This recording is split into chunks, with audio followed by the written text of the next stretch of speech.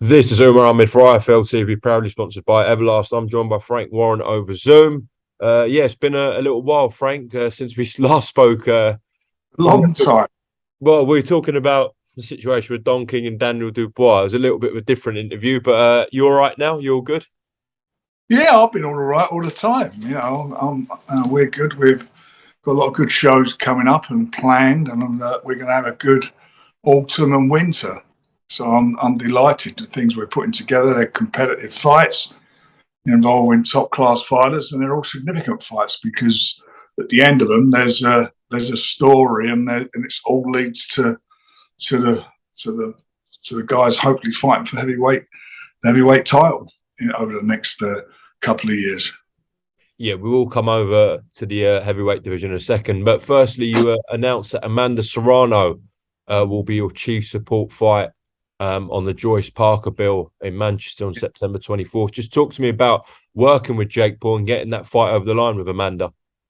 Well, we've more through George, my son's, built up a great relationship with Jake's team, Nikita and so forth, and it's culminated in this, and it's a great fight. I think it's three belts on the line for the title, and quoting my publicist, she was involved in one of the best fights ever that took place at Madison Square Garden. So we're going to get a chance to see her in the flesh in the UK now.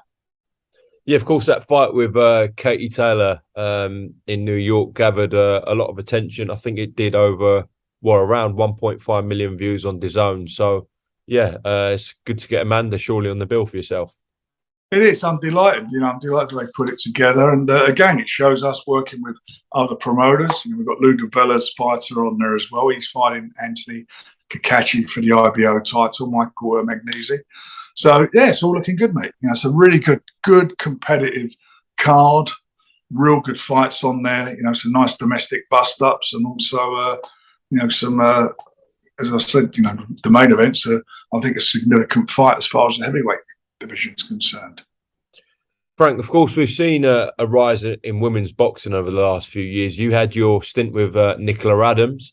And I know you've recently signed Raven Chapman as well. Now you've got Amanda on your bill. Now, obviously, you're someone who was, let's say, fairly skeptical about women's boxing. But yeah, what are your thoughts now as the sport in that faculty is progressing more and more?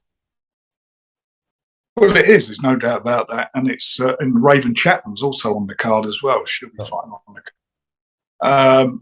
Yeah, look, I did do my stint with Nicola, and we done a great job for her. She wound up becoming world champion, coming off her 2 Olympic gold medals that she got.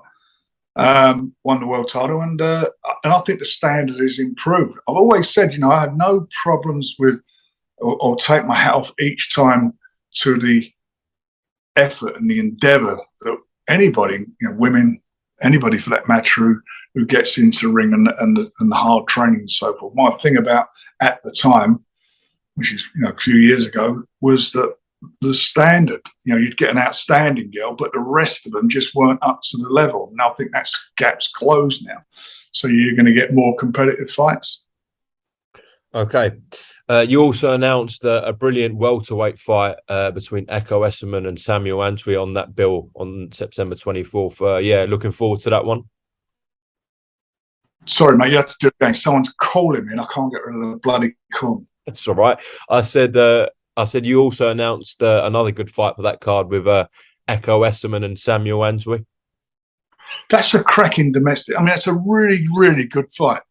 Both of them got good records. Between them, they've only got one loss. So I think that's going to be a really good fight. Samuel comes to fight. He's 14-1, and Echo, how I think of him. I think he's an outstanding fighter. Undefeated, 17 wins, and again, it's these are good fights. They're real top competitive fights. It's for the British and Commonwealth title. So I'm delighted. That's on there. I mean, this is a real good fight card, a really good fight card. There's not a bad fight on there. Considering the card that you've put together, and of course the main event between Joyce and Parker, How many buys do you think this roughly does on BT Sport box office, Frank? I think it'll do what we need to do to make it work. You know, we don't complain about anything. You know, predicting buys is a difficult thing. According to my publicist, it's not going to do so well. But, you know, he promoted for quite a while, Joseph Parker. So if it doesn't do well, then you've got him to blame because he's not the attraction that he keeps saying he was. You know, I know this is going to do well. We've had great response to it. Tickets uptake's been brilliant. It's going to be a sellout. And I generally think that the fans are buying into this because it means something. It's a meaningful fight. The number one against the number two. The winner becomes the mandatory to the fight that takes place where you are on Saturday. It's a proper, meaningful fight. And, you know, to demean it is just plain stupid. You know, Joe Joyce is, you know, he's done everything that's been asked of him. You know, he's done and more, you know, represented his country at amateur level. He's done a fantastic job, and I think him and Parker, the styles will gel and make it a classic heavyweight fight. It's not very boring, that's for sure. And somebody will go. Well, look forward to it. You touched on it earlier in this interview, Frank. Of course, on that bill, you're working, I believe, with 3 different promoters in Boxer in the main event with Joseph Parker. With Jake Paul and MVP for the Amanda Serrano fight, and for Kakachi's opponent with Lou DiBella. Now, there's this narrative in boxing that, you know, promoters don't work together, but you're working with 3 different promoters on one card here. So, yeah, your thoughts on that? It's a false narrative. It's a false narrative because we've always worked with other promoters. Always. I've done it my whole life in boxing, work with promoters. It's just a false narrative, and it's a narrative that's been peddled to, you know, for the new kid on the block who's, you know, no one works together. So that's it. You know, we reached out and tried to work with people. We tried to work with Matchroom when they were at Sky. You know that. I mean, we actually put fighters on their cards and tried to, you know, to make some fights, but that didn't work. We work with people, always have worked with people, works in association with people. That's something that's never changed. I've been doing that since I started out in boxing. And, you know, this is just another example of us working with other promoters. Okay. I'm sure you've seen over the last few days, someone in your office has been causing a very big stir in the boxing world. What is this? Dev Sani. Oh, boy, Dev's the man. Dev's the man. Don't mess with Dev or you come unstuck, I tell you that. Well, you got different promoters talking about him online, fighters, people in boxing. Yeah, just get your reaction to his comments where he said that Joyce Parker, he believes, will do the same amount of buys as Ben and Eubank Jr. I think it will. I mean, first of all, it's on a tried and tested and positive platform. That's before you start. So we'll see what the other one does. You know, the other fight on paper is you really look at it on Fighter. It's a guy who's 33 years of age who's never achieved what everybody said he should achieve. They keep classing him as being a prospect at 33 years of age.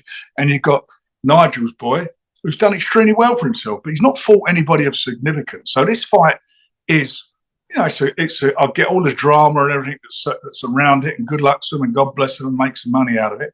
I'm not too sure about I don't know whether it's true or not about this weight situation, because you hear things, but I don't know how that works. All I hope is that however it works, that the boxers are going to be safe doing things like that. And I hope the Boxing Board of Control, bearing in mind they had a bit of a problem last year, which cost them a lot of money, regarding regarding the health and safety aspects of the sport. And doing weight the weight issues are always the problem that causes the problem in boxing, the health issue, because of dehydration, because of where the brain sits in fluid, and how you lose weight and not losing that fluid, you know, which the brain sits in, and so forth. So it has to be really monitored safely. And I don't know what, I mean, hearing all sorts of things, and some of the things I hear and sound a little bit of a horror story, but then again, you can't believe everything that's out there. And I just hope the Border Control do the right thing. It's a good fight. I believe I'm with Dev on this. I think this heavyweight fight is a more meaningful fight because the consequences of the fight. The consequences is that the winner becomes a mandatory challenger. The other one, it's a play on a previous rivalry between the two dads from many, many years ago, based upon reality, what's been achieved and what the level of this fight. It is what it is. They're going to get a few quid out of it, and as I say, God bless them, and they're doing it down to the fact that if it weren't for the fact that who their parents were, I mean, would anybody really be giving it really that big attention? And the answer to that is no. I don't believe so. But listen, the easiest pay-per-view is the most honest form of determining the boxer's worth, because people are going to pay or they're not going to pay. They're going to buy into it or they're not going to buy into it. Sometimes they buy into what is a real fight. Sometimes they buy into a novelty value, or however it's been played up. You've seen it as well with YouTubers. People buy into it. So these things happen. I'm not for 1 minute suggesting, by the way, when I say a novelty, that these two guys are not going to train their balls off and give their all. They're professional, and I know they will do. But the weight side of it, I don't know how that works. But looking at it, I just can't see how somebody who's fought or campaigned at super middleweight for such a while and at the ages can come in under that weight, and then on the night, if it's true, only be 2 or 3 pounds over that weight. I don't know how that one works. I have no idea how that works out. And that's just something that the Boxing Border Control is there to deal with. It's their job to safeguard these two boxers' health and the industry.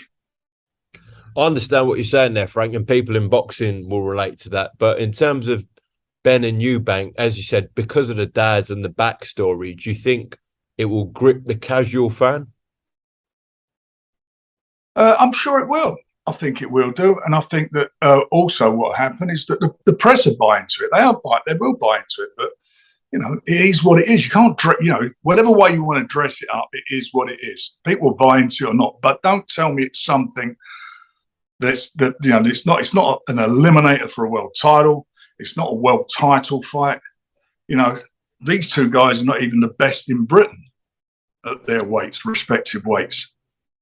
That's a fact. Okay, let's jump back to the heavyweight division. So I've seen over the last couple of weeks back and forth between Tyson Fury and Derek Chisora. Just tell me about that situation. What on earth happened there, Frank? Nothing happened. Nothing happened. Well, nothing happened. Tyson said that he offered Derek Chisora £2 million and Derek turned that down. Well, listen, Derek Chisora getting £2 million to fight Tyson Fury is a fortune. I mean, where's he going to earn £2 million? Nowhere. Where's he going to get a shot at a world title fight? Nowhere. So, if that was the case, if Tyson did offer him that, he should have bit his hand off. Okay. But you know what? But Tyson's done it twice. He's fought him twice. And I was reading that, what's his name? He writes for Boxing News, Elliot Wursell, talking about who wants to see this. And I hear all that, I understand what he's being said, but then to refer back to his last fight and what a disaster the last fight was and the stuff he said, it's just totally absolute bollocks. That fight that was at the Excel Centre, that was a good card. You had Eubanks in with Billy Joe Saunders, got beat. You had Frankie Gavin in with Bradley Skeet, and you had that fight. His fight didn't come at 2 o'clock in the morning; it came on at midnight, and the reason was because we just overran. That's what it was. There was problems with seating in the crowd and stewarding, which was down to the venue, not down to us. We hired a venue; it's their job to do it. We've not been back there since as a result of that, by the way. But it was a bloody good night's fighting. If he cares to go and look at his publication, they'll see they gave it their 4-star rating as a fight, as a preview and so forth. So it's all very well to be wise after him, but his article on it was, I've never read so much bollocks in my life. Okay. Okay. Aside from that Chisora situation, Tyson Fury vacated the Ring Magazine belt, which will be on the line for Usyk Joshua 2 in Saudi Arabia. Your reaction to Tyson vacating that Ring Magazine belt? That's his choice. If he chooses to do that, that's his choice, and he's done it. He's the WBC champion. That's where he sits at the moment, and that's the belt he holds. But irrespective of any belts, he is the #1 heavyweight in the world, head and shoulders above all of them. All of them. Again, contrary to boxing news, who make Usyk pound for pound best, or whatever pound for pound means these days, as the best heavyweight. I lose track of all this, but Tyson's the #1. He is the #1 heavyweight. If you can't beat Tyson Fury, you are not the #1 heavyweight. He is. WBC put out that on the 26th of August of this month that they will make a decision or contact Tyson about vacating that WBC belt or not, whether he wants to keep it. Did you get informed about that as well? Yeah, I've seen that, and we'll deal with that. But the fact is, his mandatory is not due for another year. He hasn't got a mandatory due, so there's no way he's having, if he doesn't want to vacate the title, there's no way anyone's going to take that belt off him, because they can't take it off him. He's complied with all the mandatory situations. He's done everything he's been liable to do. And people shouldn't even be talking like that. He only fought in April. We're in August. He's been more active than Joshua has in the last 12 months. So, Frank, on the 26th, if the WBC say what they're going to do and they ask Tyson for a decision on it, are you going to lobby with them and say what you've just said to me about it? There's nothing to lobby. They cannot take that belt off him unless he wants to vacate it, or if he does something that's detrimental to boxing. And he hasn't done that. And I'm sure they'll support him. Okay. Now, knowing Tyson, do you think on Sunday morning, whatever happens in Saudi Arabia, he'll wake up and think, I fancy a go at one of these two? Knowing, Tyson is a fighting man. That's what he enjoys, fighting. That's what he is. He's a fighting man. And he is at his best mentally, I believe. I mean, I don't live with him, so I may be wrong, but I believe he's mentally at his best when he's in fight mode and when he's fighting. So he's at the peak of his career now. I'm sure he'll watch that fight and he'll get his juices going, because it will do. And I know he's going to look at it thinking and knowing that he's got the beating of either of the guys. And we'll see what happens after that. There's somebody, if we're going to put this fight on, there's going to have to be a truckload of money being pulled up for it, that's for sure. You can go and offer Tiger Woods $100 million to appear in a golf tournament. You can imagine what that would be worth for the unification fights. Yeah, definitely. It's going to be strange on the Joyce Parker fight, where you're going to be in opposite corners that night. Obviously, he's Team Parker. I might not let him in. I'm sure he'll find a way in, Frank. Yeah, what won't go unnoticed. Definitely won't. Yeah, what are your thoughts on? I know we spoke to you a lot of times about this in the build-up, but now we're 3 days away or so from the fight in Saudi Arabia. What are your honest thoughts about Usyk Joshua 2? Well, there's things coming out every day. I mean, I was quite surprised to see that Usyk, according to what I'm reading, that he's bulked up a little bit more. Obviously, he's been at heavyweight a little bit longer now, so he's probably changing his dietary requirements of what he's done for many, many years to make cruiserweight. He's now probably eating differently. But I prefer guys to come in not carrying bulk. I like them to come in using their speed.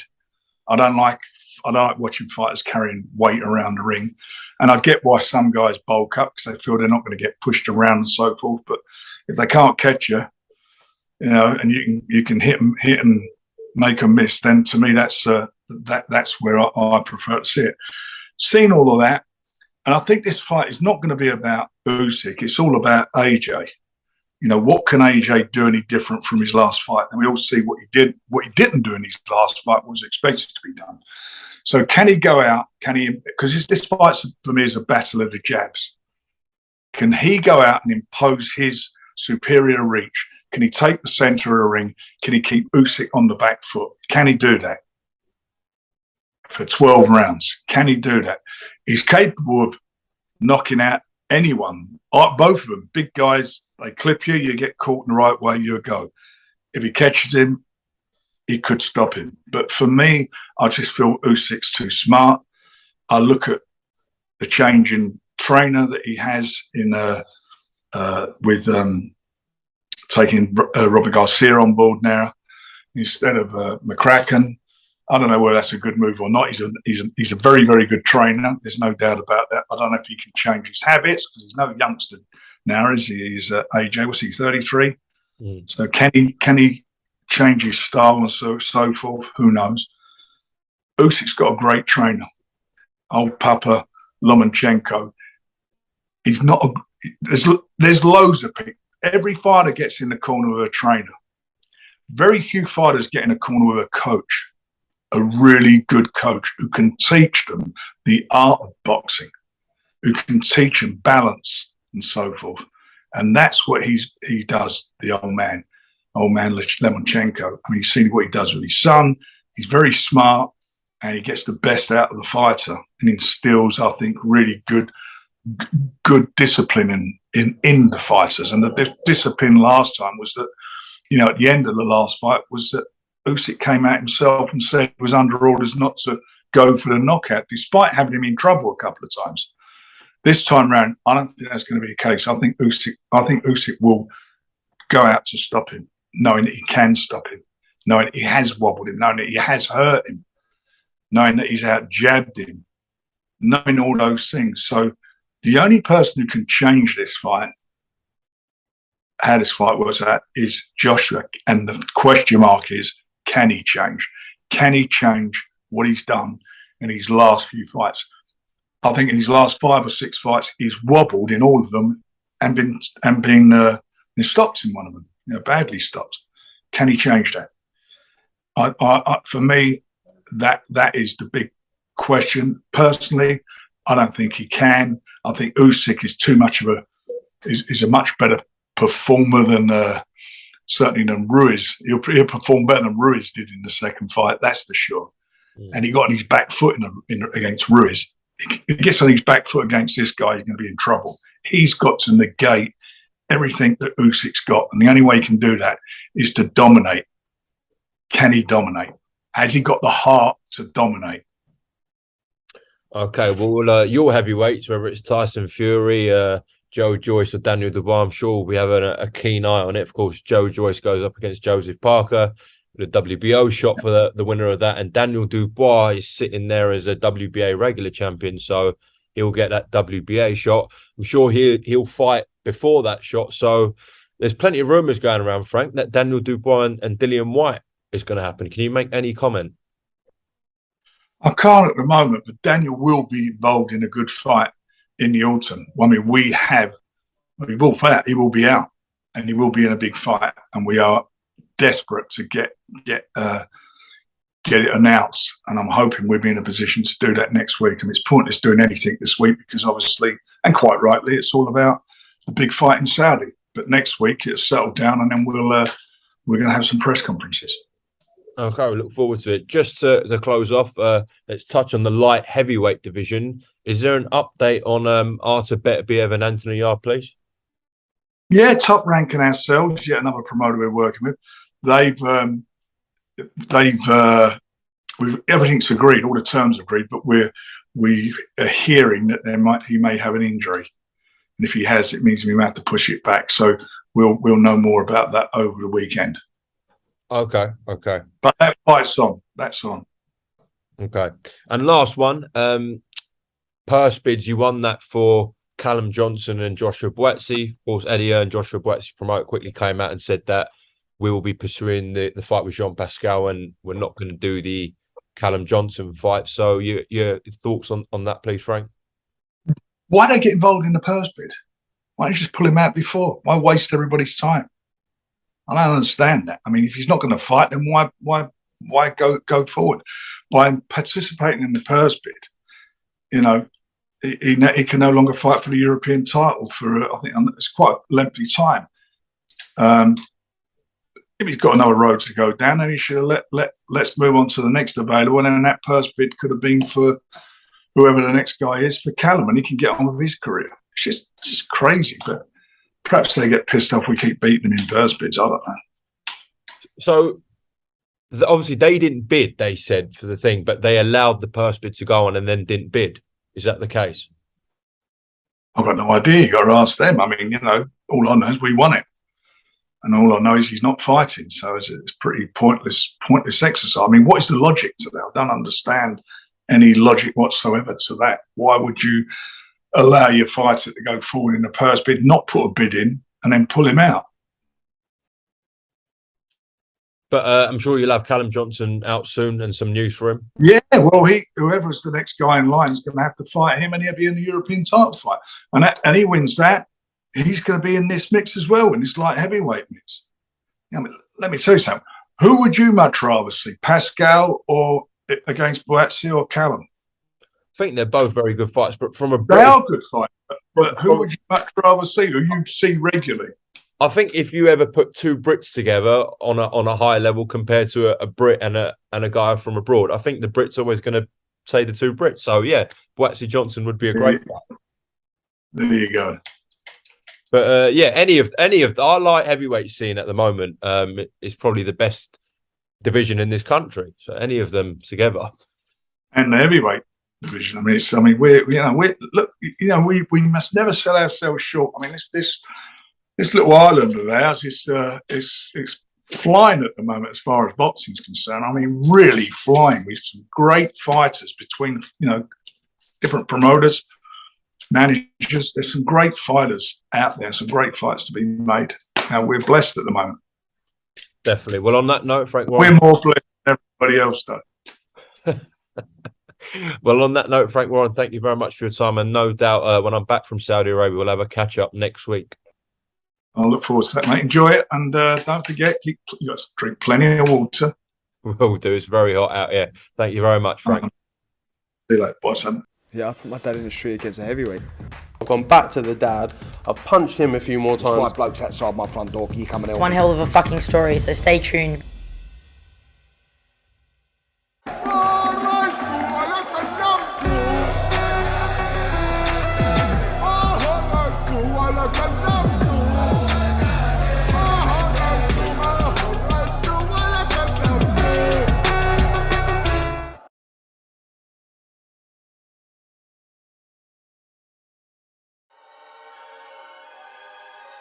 Welcome, Team Everlast, to the Team Everlast Fitness app.